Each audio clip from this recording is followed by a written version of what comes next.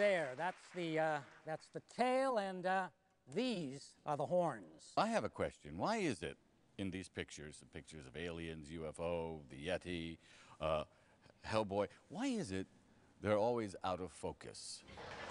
Why don't you tell us about the Bureau of Paranormal Research and Defense? I want to tell you, I want to tell the American public one thing. Now, this Bureau for the... Paranormal Research and Defense. There is no such thing.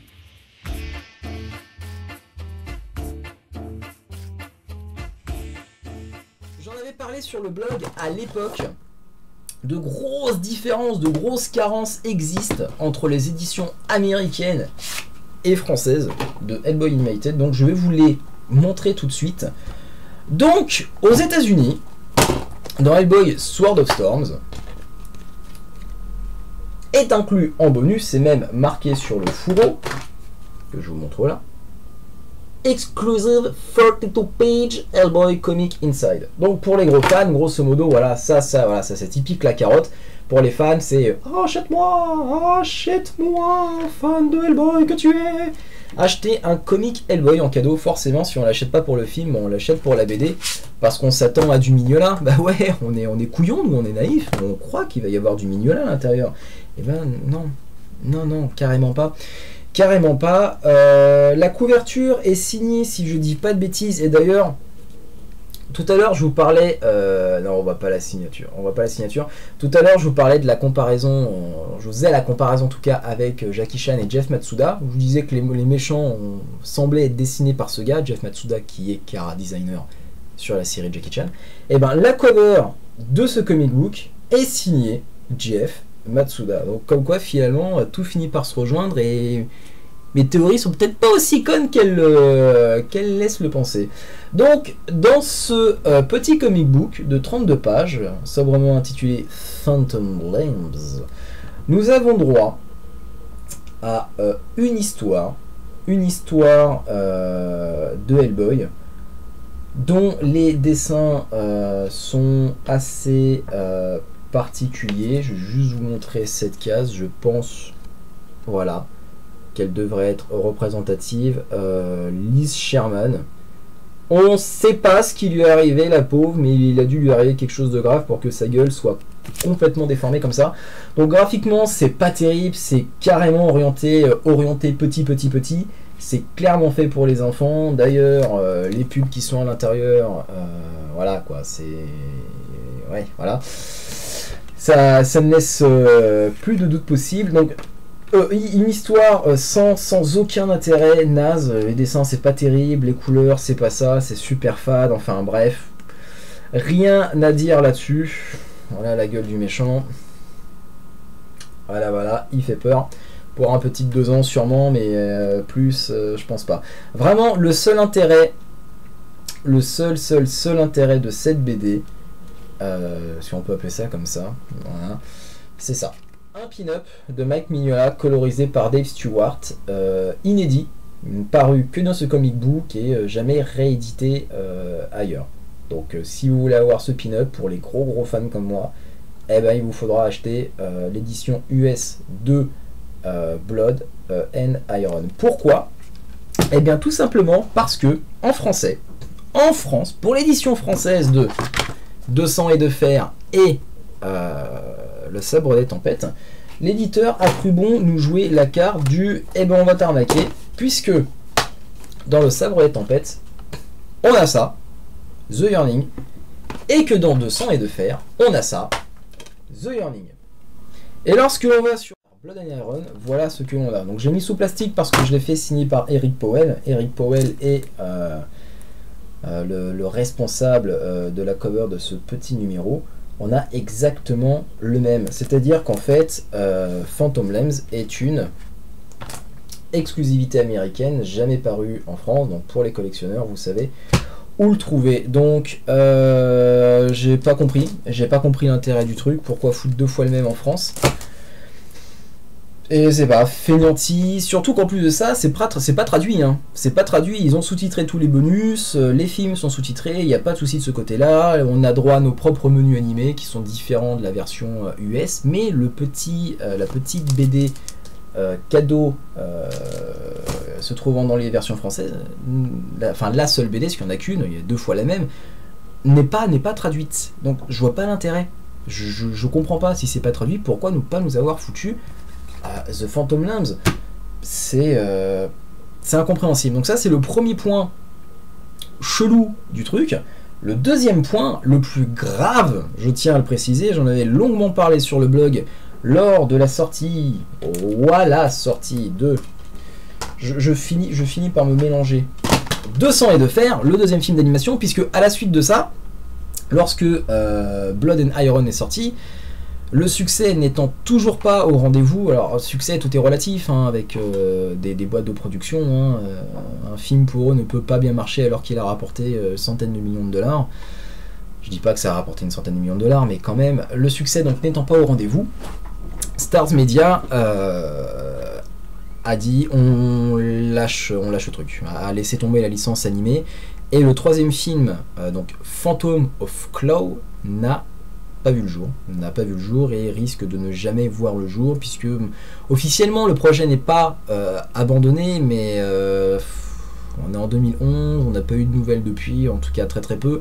Tadstones, l'année dernière, ou il y a 2 ans, je crois que c'était l'année dernière, j'avais annoncé, toujours sur le blog, avait parlé d'une déclinaison de webisodes, donc d'épisodes dessins animés sur le net pour tenter de boucler la trilogie, mais depuis pas de nouvelles, donc c'est très mal barré. Moi je considère le projet comme mort, mais officiellement, voilà, officiellement c'est pas encore mort, donc qui sait ce qui pourra se passer. Et donc, au moment de la production de ce film-là, un troisième était en route. C'est seulement après la sortie du DVD que le troisième a été abandonné par Stars Media.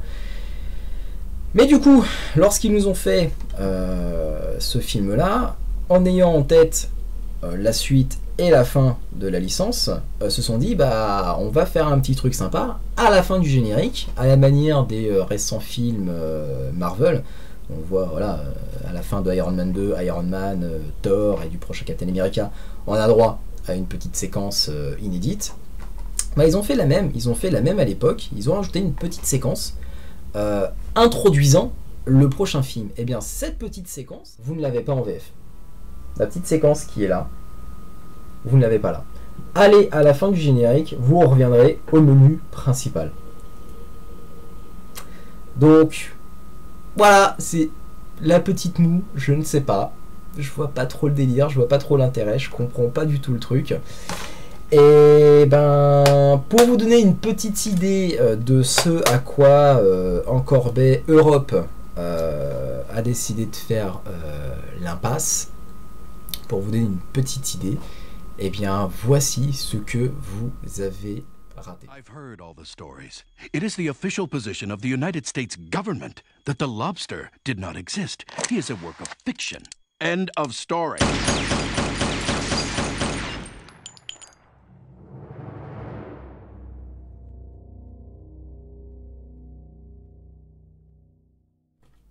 En marge de la sortie des films d'animation Hellboy Animated aux USA, et histoire de faire les choses en grand, bigger than life, des BD, alors voilà ce qui explique notamment du coup la présence de mini comics à l'intérieur des DVD, c'est que à côté de ça, en librairie, donc édité par Dark Horse, sont sortis des petites BD pour enfants, rien que déjà le format est mignon, donc ça montre bien voilà le petit dessin qu'on a derrière, Hellboy Junior en mode Lobster Johnson, ça montre bien les intérêts, ou en tout cas la zone ciblée par cette déclinaison.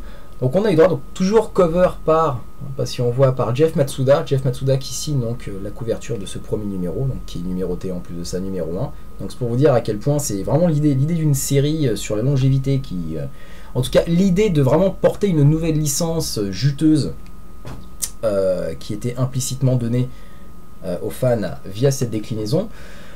Donc que dire là-dessus, bah toujours pareil, hein, les dessins c'est ça va pas chercher midi à 14h, quoi. Hein. Faut pas être exigeant. Ça reste lisible, hein. Je vais pas dire non plus que voilà, on frôle le coma, on frôle l'évanouissement en lisant ce truc. Non, ça reste lisible, c'est mignon.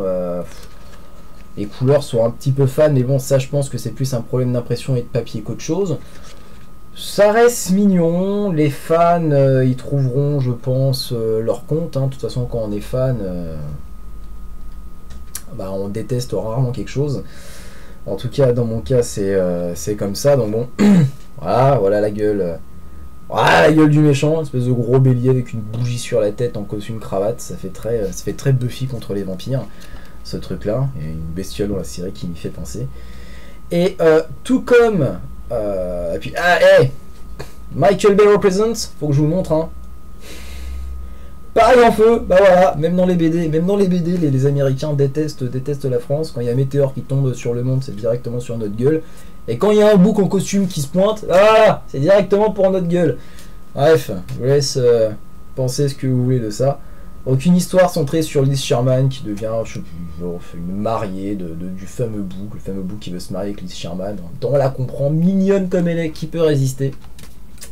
Et donc à l'intérieur de ce numéro, tout comme les 2 numéros bonus des DVD, vous avez donc le principal argument de vente, un pin-up inédit et exclusif de Mike Mignola et Dave Stewart. Donc vous l'avez dans le premier numéro Black Wedding, sorti donc en 2007, hein, même année, tout est sorti en 2007 de toute façon, que ce soit les toys ou bien les BD et les films.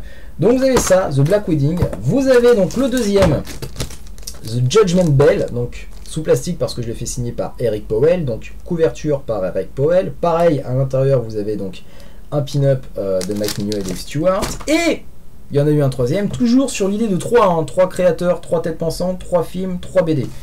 Le dernier, The Menagerie, donc sous plastique parce que j'ai fait signer par le gars qui a fait la cover. Et le gars qui a fait la cover n'est autre que Humberto Ramos, le très très grand Humberto Ramos, un dessinateur que j'affectionne tout particulièrement.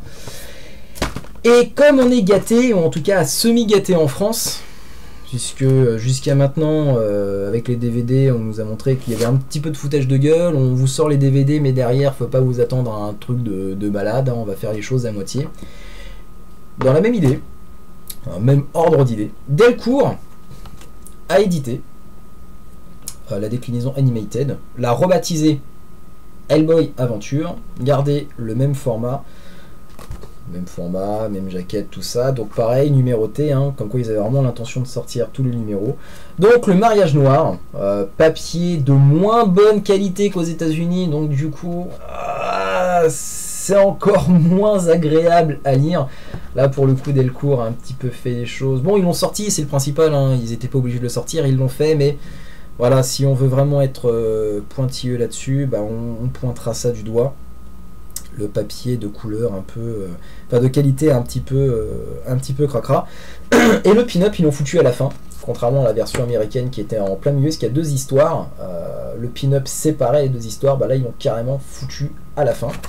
Donc premier numéro sorti en 2008, si je dis pas de bêtises, pour surfer sur la sortie des films d'animation. Le deuxième, La Cloche de l'Apocalypse. Donc du coup je vais vous montrer le pin-up, donc le pin-up qui est juste mais magnifique. Un magnifique dessin, celui-là qui a été repris dans un sketchbook de Mike Mignola. Donc Hellboy Junior en train d'écouter à la radio les aventures de Lobster Johnson, craignons l'étreinte, je viens faire régner la justice. Il est très très beau, très beau. Et le troisième, pas de troisième. Ils ont sorti donc les 2 en 2008 pour surfer sur la sortie de Hellboy, les Légions d'Or Maudite et les dessins animés Hellboy. Mais pour ce qui est du troisième, dans le cululu, pareil eux-mêmes, pourtant ils ont les droits, ils ont sorti BPRD, ils ont sorti Ape Sapien, ils ont sorti L'Homme à la tête de vis, ils sortent Hellboy, et ils ont sorti Hellboy Junior, ils ont même été poussé le vice jusqu'à sortir Hellboy Junior chez nous alors que c'était pas indispensable, et ils ont sorti les 2 premiers volumes, et le troisième est toujours en attente. Mais bon, je me fais pas trop d'illusions, il sortira sûrement jamais, parce que j'avais envoyé un mail à l'époque à Delcourt et j'ai jamais eu de réponse. Donc voilà.